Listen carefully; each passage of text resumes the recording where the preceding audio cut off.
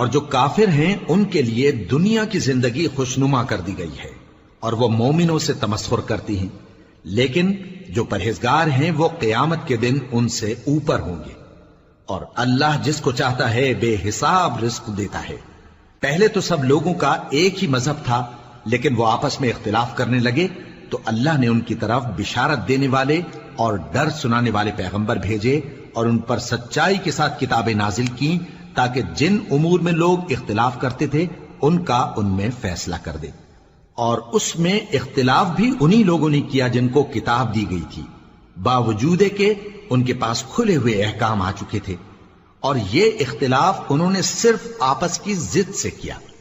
تو جس امر حق میں وہ اختلاف کرتے تھے اللہ نے اپنی مہربانی سے مومنوں کو اس کی راہ دکھا دی، اور اللہ جس کو چاہتا ہے سیدھا رستہ دکھا دیتا ہے۔ کیا تم یہ خیال کرتے ہو کہ یوں ہی بہشت میں داخل ہو جاؤ گے، اور ابھی تم کو پہلے لوگوں کی سی مشکلیں تو پیش آئی ہی نہیں؟ ان کو بڑی بڑی سختیاں اور تکلیفیں پہنچیں اور وہ صعوبتوں میں ہلا ہلا دیے گئے، یہاں تک کہ پیغمبر اور مومن لوگ جو ان کے ساتھ تھے سب پکار اٹھے کہ کب اللہ کی مدد آئے گی۔ دیکھو اللہ کی مدد ان قریب آیا چاہتی ہے۔ اے نبی، لوگ تم سے پوچھتے ہیں کہ اللہ کی راہ میں کس طرح کا مال خرچ کریں۔ کہہ دو کہ جو چاہو خرچ کرو، لیکن جو مال خرچ کرنا چاہو وہ درجہ بدرجہ اہل استحقاق یعنی ماں باپ کو اور قریب کے رشتہ داروں کو اور یتیموں کو اور محتاجوں کو اور مسافروں کو سب کو دو،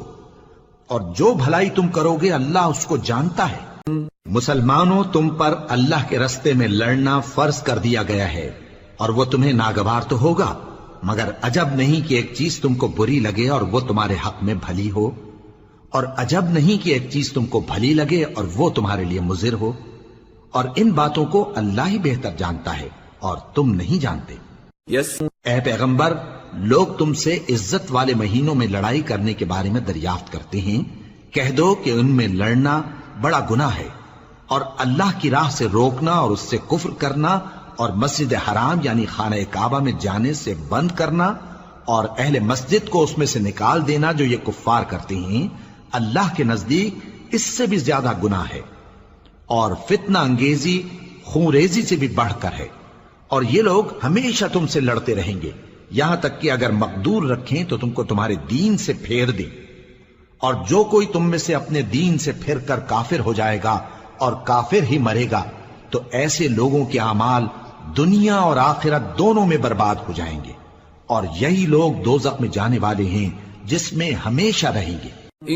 جو لوگ ایمان لائے اور اللہ کے لیے وطن چھوڑ گئے اور کفار سے جنگ کرتے رہے وہی اللہ کی رحمت کے امیدوار ہیں، اور اللہ بخشنے والا ہے، رحمت کرنے والا ہے۔ اے پیغمبر، لوگ تم سے شراب اور جوئے کا حکم دریافت کرتے ہیں، کہہ دو کہ ان میں گناہ بڑے ہیں اور لوگوں کے لیے کچھ فائدے بھی ہیں، مگر ان کے گناہ فائدوں سے کہیں زیادہ ہیں۔ اور یہ بھی تم سے پوچھتے ہیں کہ اللہ کی راہ میں کون سا مال خرچ کریں، کہہ دو کہ جو ضرورت سے زیادہ ہو۔ اس طرح اللہ تمہارے لیے اپنے احکام کھول کھول کر بیان فرماتا ہے تاکہ تم سوچو، یعنی دنیا اور آخرت کی باتوں میں غور کرو۔ اور تم سے یتیموں کے بارے میں بھی دریافت کرتے ہیں، کہہ دو کہ ان کی حالت کی اصلاح بہت اچھا کام ہے، اور اگر تم ان سے مل جل کر رہنا یعنی خرچ اکٹھا رکھنا چاہو تو وہ تمہارے بھائی ہیں، اور اللہ خوب جانتا ہے کہ خرابی کرنے والا کون ہے اور اصلاح کرنے والا کون۔ اور اگر اللہ چاہتا تو تم کو تکلیف میں ڈال دیتا، بے شک اللہ غالب ہے، حکمت والا ہے۔ اور مومنوں، مشرک عورتوں سے جب تک وہ ایمان نہ لائیں نکاح نہ کرنا، کیونکہ مشرک عورت خواہ تم کو کیسی ہی بھلی لگے اس سے مومن لونڈی بہتر ہے، اور اسی طرح مشرک مرد جب تک ایمان نہ لائیں مومن عورتوں کو ان کی زوجیت میں نہ دینا، کیونکہ مشرک مرد سے خواہ وہ تم کو کیسا ہی بھلا لگے مومن غلام بہتر ہے۔ یہ مشرک لوگوں کو دوزخ کی طرف بلاتے ہیں، اور اللہ اپنی مہربانی سے بہشت اور بخشش کی طرف بلاتا ہے، اور اپنے حکم لوگوں سے کھول کھول کر بیان کرتا ہے تاکہ نصیحت حاصل کریں۔